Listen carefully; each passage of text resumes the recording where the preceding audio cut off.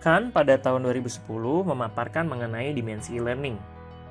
Nah, kita perlu memahami dimensi-dimensi apa saja dalam implementasi blended learning atau e-learning agar nantinya kita bisa mengidentifikasi di mana sih letak kekurangan kita atau di mana sih letak tantangan dan bahkan letak peluang yang akan bisa kita manfaatkan ketika mengimplementasikan blended learning.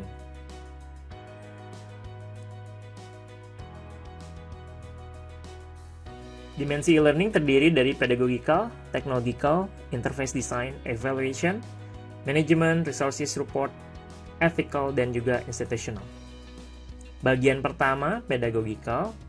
Nah, ini terkait dengan teaching and learning.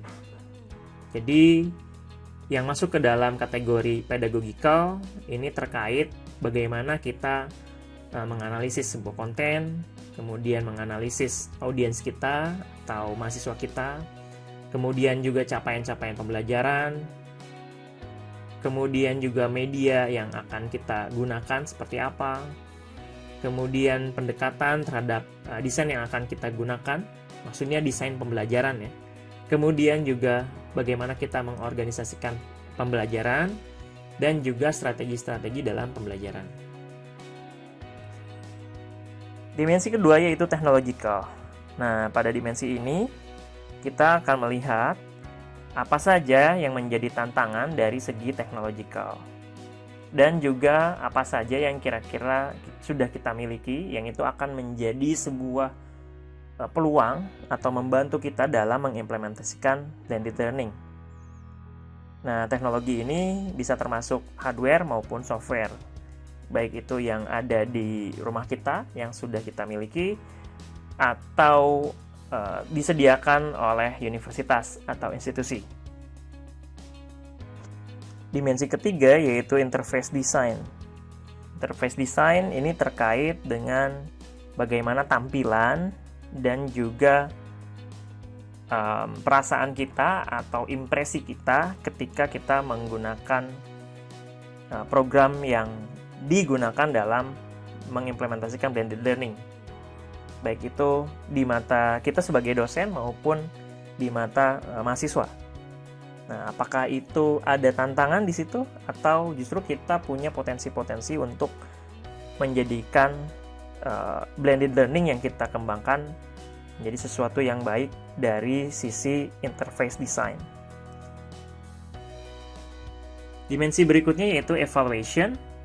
Nah, kita bertanya apakah dari segi evaluation kita itu memiliki tantangan atau justru kita memiliki peluang untuk mengembangkan blended learning yang lebih baik. Ini mencakup evaluation dalam hal pembelajaran ya, atau assessment dalam pembelajaran. Atau bisa juga evaluation terhadap atau evaluasi terhadap program atau mata kuliah yang kita ajar. Dimensi berikutnya yaitu manajemen.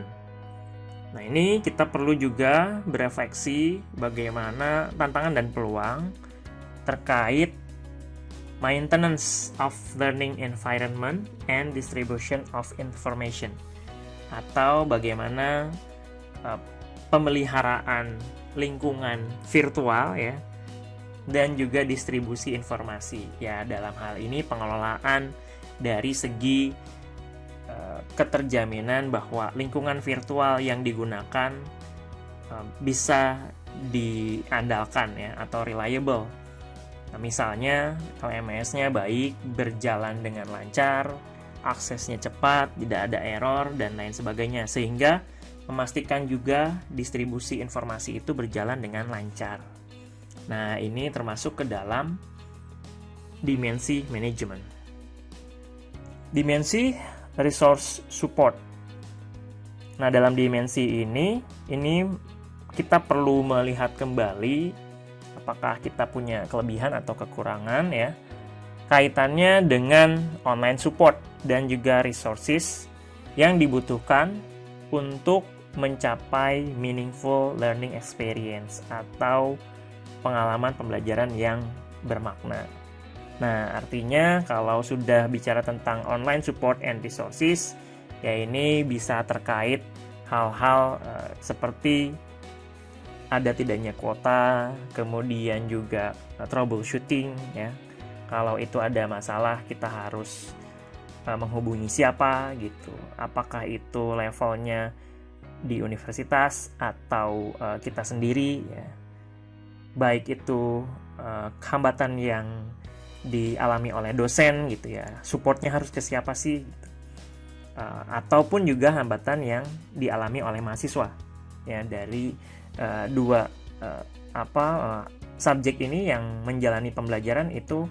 Kita perlu melihat kembali bagaimana supportnya, apakah sudah baik atau malah ini menjadi sebuah tantangan.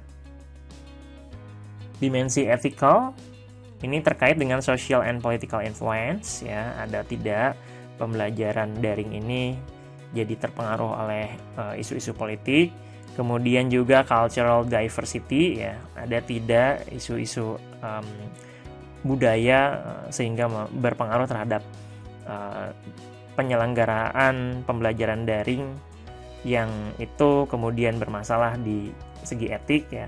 Kemudian bias etik ya, kemudian juga geographical diversity ya, karena berbeda-beda kualitas misalkan bandwidth ya dari segi geografik begitu, sehingga itu akan berpengaruh terhadap equality dalam mendapatkan pembelajaran, mungkin akan berpengaruh terhadap ethical.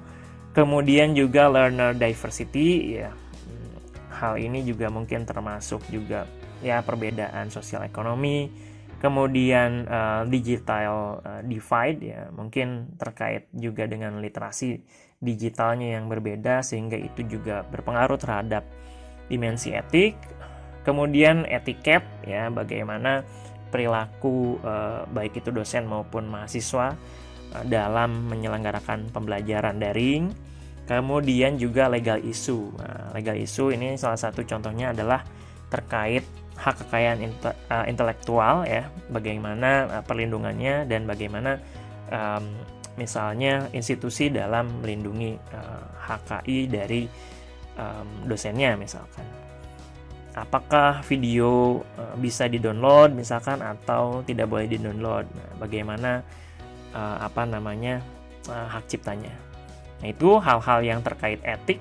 Nah, apakah dari hal-hal tersebut ya itu kita mengalami hambatan atau justru kita punya potensi yang bagus karena punya pengelolaan etik yang bagus.